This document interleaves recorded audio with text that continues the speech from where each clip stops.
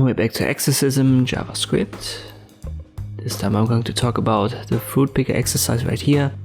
It's going to introduce the concept of callbacks. So up until now we've used in functions, we've used variables as parameters, sometimes an array or something. But you can also use functions, which is basically going to nest the functions inside of other functions.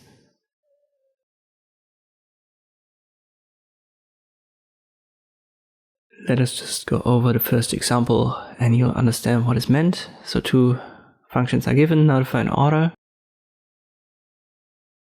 And we want to use one of these and return it inside of the onSuccess function right here. So in this case we need the notify function, the first one that is given here under import.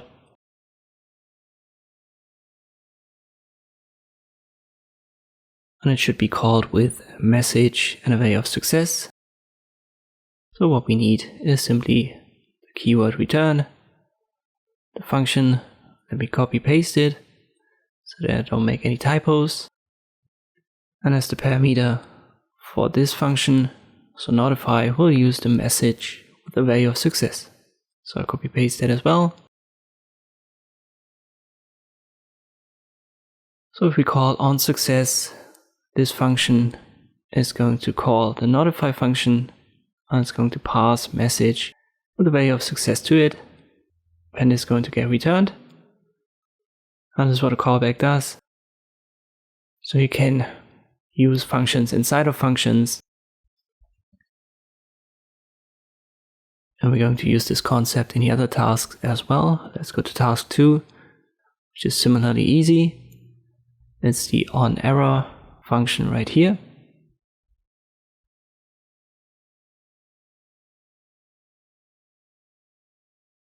And again, what we're going to do with it is we're going to return, and then we need the notify function again. And this time we have a different message. The message is error instead of success. But once again, return notify, and inside of it we'll need the message, the value of error.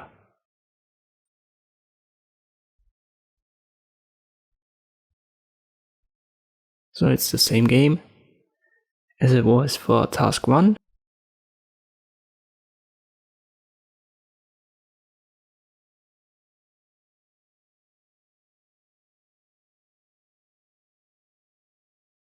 Let us look at task 3.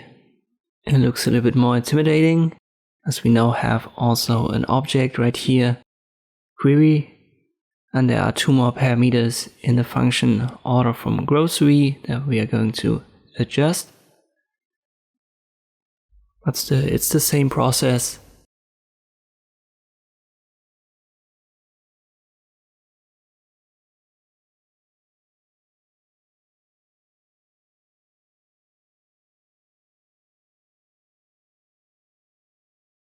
So we need to return. And afterwards we're going to call a function which is given right here. It's called order. And order should receive 3 arguments. So these 3 parameters that we've got inside of the order from grocery, query, onSuccess callback, and onError callback.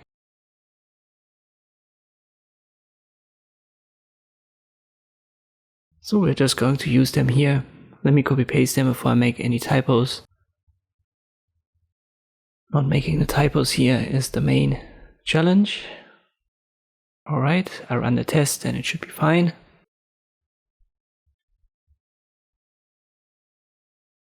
And you can see that right here. So the query is given the object, an order from grocer uses these 3 arguments, and we're good. Let's go to task 4. This might be a little bit more, I don't want to say complex, but it's a little bit harder to understand. But we want to use all of the functions that we have created thus far, so the first 3. And we want to use them inside of the new one, post order right here.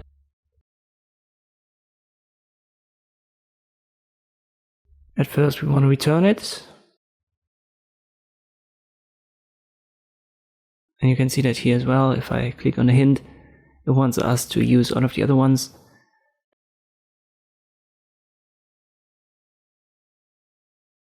The first one that we're going to use is the order from grocer. So I copy paste that. And inside of it, we've had these 3 parameters. And the first one, the query, was an object. So if I go back to task 3, you can see that here it has variety and quantity as properties. And these are then passed, and we need certain values for them, which are defined by the parameters of the post order function above. So for the variety property, we'll use variety. For the quantity property, we'll use quantity.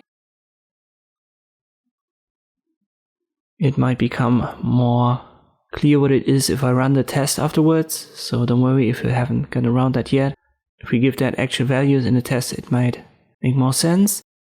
Then we're going to call the onSuccess and the onError functions.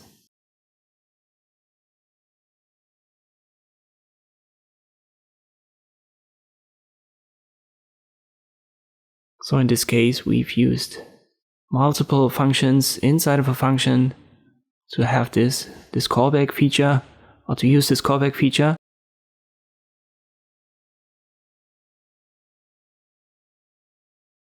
Let us go to test 4, and here you can see that we've defined variety as banana and quantity as 5.